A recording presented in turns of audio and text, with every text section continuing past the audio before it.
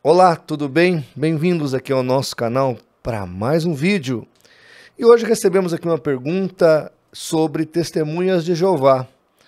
O indivíduo, o irmão, perguntou assim: pastor, é possível realmente morarmos eternamente nesta terra?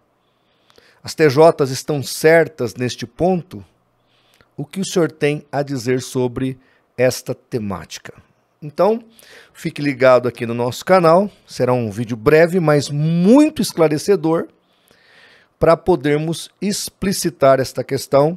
Vamos usar aqui alguns textos bíblicos e também vamos citar aqui este livro, Poderá Viver para Sempre no Paraíso da Terra, usado muito na década de 90 pelas Testemunhas de Jeová. Na verdade é usado até hoje, mas hoje eles têm um outro livreto, é o que ensina realmente a Bíblia. Mas é o conteúdo deste livro que eles adaptaram para o novo, tá certo?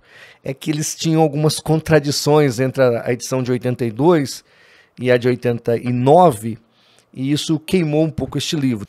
A respeito dos habitantes de Sodoma e Gomorra, eles disseram que poderia se esperar que algumas dessas pessoas, que eram impenitentes em Sodoma e Gomorra, fossem ressuscitadas. E na edição de 1989, eles vão afirmar, e até dizer que Jesus mesmo indicou, que essas pessoas não seriam ressuscitadas. Por quê? Porque na cabeça deles, todos vão ressuscitar para viver lá o milênio deles. Mas houve essa contradição no livro. Aí depois eles voltaram a dizer que talvez, ou não sabem se vão ou não ressuscitar. É uma grande confusão. Aí o livro acabou ficando queimado, e eles então mudaram, e hoje usa esse outro livro aí, o que a Bíblia realmente ensina. Mas antes, deixo aqui de entrar na temática, dar aqui o meu recado rápido. Neste mês de julho, nós estaremos sorteando aqui aos nossos inscritos lá na plataforma do Apoia-se, nossos patrocinadores. Entre eles nós vamos sortear então esta belíssima Bíblia apologética com apócrifos, da qual eu tive o privilégio de ser um dos autores. Então, se você ainda não faz parte da nossa família, vá lá, se inscreva no canal da plataforma do Apoia-se e nos ajude a fazer pela verdade o que as seitas fazem pela mentira. Também temos o nosso aplicativo, se ainda não baixou, baixe. E, porventura, se você não está inscrito aqui no canal, que já chegou a 100 mil inscritos, graças a Deus, então se inscreva. Tá? É gratuito a inscrição e você pode fazer parte dessa grande comunidade de 100 mil inscritos. Bom, vamos aqui então entender o nosso irmão, ou talvez um próprio TJ que fez a pergunta, e respondermos à problemática envolvendo morar ou não morar na Terra. Neste livro aqui, na página 7, é dito assim: poderá viver para sempre na Terra? Eles fazem a pergunta. Podemos crer nisso porque o poder supremo, Deus Todo-Poderoso, preparou a Terra para nós.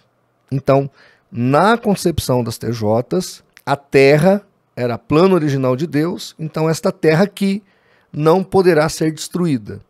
Ela será renovada e o homem habitará nesta Terra. Importante explicitar isso, tá? E aí, eles vão fazer aqui, devido a essa doutrina, uma divisão de dois rebanhos na sociedade jeovista.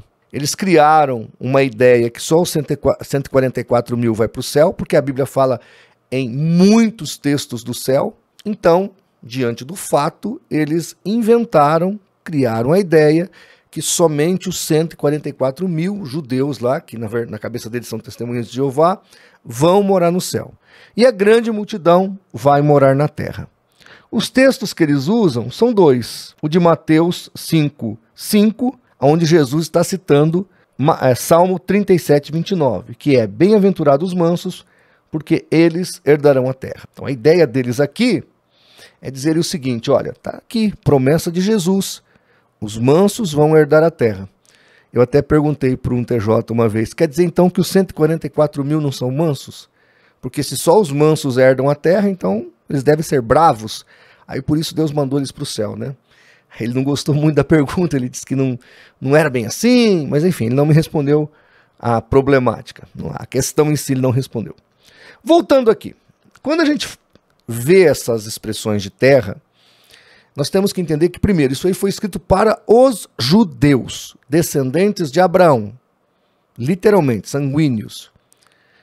E aí o que acontece? Você vai lá para Gênesis, e eu peço para você fazer isso aí na sua casa, leia o capítulo 12 de Gênesis e o 13. No capítulo 12 tem a chamada de Abraão, aonde Deus promete uma terra para ele. No capítulo 13 de Gênesis, Deus descreve o tamanho desta terra. Inclusive, nem no reinado de Davi, nem no reinado de Salomão, até hoje, nesses 3.500 anos de história do povo hebreu, eles não herdaram a terra que foi prometida, que vai desde o Egito até o Golfo Pérsico. Essa terra toda, segundo Dave Hunt explica isso muito bem num dos seus vídeos, toda essa extensão de terra que era para ser de Israel, nunca foi de Israel. Então, quando Jesus cita isso, e quando o salmista repete, primeiro o salmista diz, né, depois Jesus repete, ele está falando daquela promessa messiânica, onde ele, Jesus, reinaria. E aqui nós podemos entender por que nós cremos no milênio literal. Porque, inclusive, nós somos pré-milenistas. Porque Jesus reinará neste milênio prometido, e neste milênio prometido, ele dará a terra que foi dita a Abraão que a descendência dele herdaria. Então a nação de Israel seria dona dessa terra, e ela será. O Israel prometido acontecerá com o Messias sendo regente, e isso vai acontecer no milênio. Inclusive esta é a grande confusão das TJs. Por quê? Porque eles confundem o milênio com a eternidade. E aí vira essa grande confusão escatológica. Olha o que Pedro fala em 2 de Pedro 3,13. Mas nós, segundo a sua promessa, aguardamos novos céus e nova terra em que habita a justiça.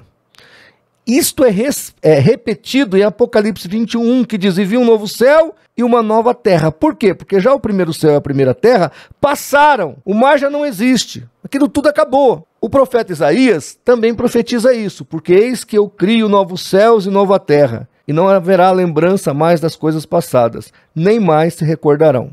Então, o que nós estamos vendo na Bíblia Sagrada? Que esta terra que aqui está, que nós estamos vivendo hoje, ela será destruída. Pedro deixa isso claro. Pedro ainda fala que ela vai queimar, vai derreter. Então, esta terra que vivemos, ela será completamente aniquilada. Aliás, não é só a terra. O universo que conhecemos será aniquilado. E aí haverá um novo céu e uma nova terra. Mas como será isso? Aí é uma questão bem complexa de supor, tá certo? Mas o mais importante é o que está em João 14. Jesus disse que na casa do Pai havia moradas, ele estava indo prepará-las e ele voltaria. E aonde ele estivesse, nós estaríamos com ele. Lá em Apocalipse capítulo 7, a partir do verso 9, que haverá um trono e Jesus estará lá. E nós estaremos com ele. Olha o que diz o texto de Apocalipse. Depois destas coisas olhei, e eis aqui uma grande multidão, ou seja, lá no céu, a qual ninguém podia contar, de todas as nações, tribos, povos e línguas, que estavam diante do trono, perante o Cordeiro, trajando vestes brancas e com palmas nas suas mãos. Então veja, não é uma multidão contável. Os 144.000 judeus, é muito claro, tanto no capítulo 7, no início, quanto no capítulo 14, que é ali o arrebatamento desses 144.000 judeus, eles são descendentes sanguíneos de Israel. São judeus. E estes judeus, que estão aqui na Bíblia, vão se converter num período determinado como remanescente de Deus, vão pregar o evangelho durante a grande tribulação, porque a igreja não vai estar aqui. A igreja já foi arrebatada. Então eles pregarão. Tá certo? Agora, que no céu haverá uma multidão incontável e nós estaremos com Jesus e com Deus Pai e o Espírito Santo, claro, dentro da própria igreja, isto aqui que eu acabei de ler é muito explícito, tá certo? Então as testemunhas de Jeová, elas cometem um erro que é escatológico, mas acaba sendo de perdição, porque eles vão restringir a salvação de alguns. por causa dessa invencionice, de que vai ter gente morando na terra, e nesta terra inclusive, que Pedro fala que vai ser queimada, eles então dividiram as pessoas salvas. Um grupo especialmente salvo, que são esses 144 mil indivíduos, e um grupo inferior, que nem nascido de novo que é a grande multidão que vai morar aqui nesta terra. Então, assim, aí vira doutrina de perdição. Poderia ser apenas um problema escatológico, porque em escatologia há divergências, mas são toleráveis, porque é um assunto bem complexo e não envolve salvação. Porque não interessa se vai ser aqui ou lá, eu quero estar com Deus e com Cristo. É isto que é relevante. O resto não nos interessa tanto. Mas a Bíblia é muito clara com relação ao céu, com relação ao trono de Deus nesse céu, Jesus estando em pé ali e a gente com ele, uma multidão incontável. Tá bom? Então eu espero aí que eu tenha lhe ajudado. E se a TJ quer morar na terra, coitado, eu acho que ele vai acabar em outro lugar, não é bem na terra. Mas que Deus possa abrir os olhos dessas pessoas e eles entenderem que a promessa que Yahvé tem para eles é muito maior do que a promessa miserável, opressora que a sociedade Torre de Vigia deu a eles. Então a promessa da Bíblia e do verdadeiro Yahvé, o verdadeiro Deus, é muito melhor do que a sociedade Torre de Vigia está oferecendo a eles, tá bom?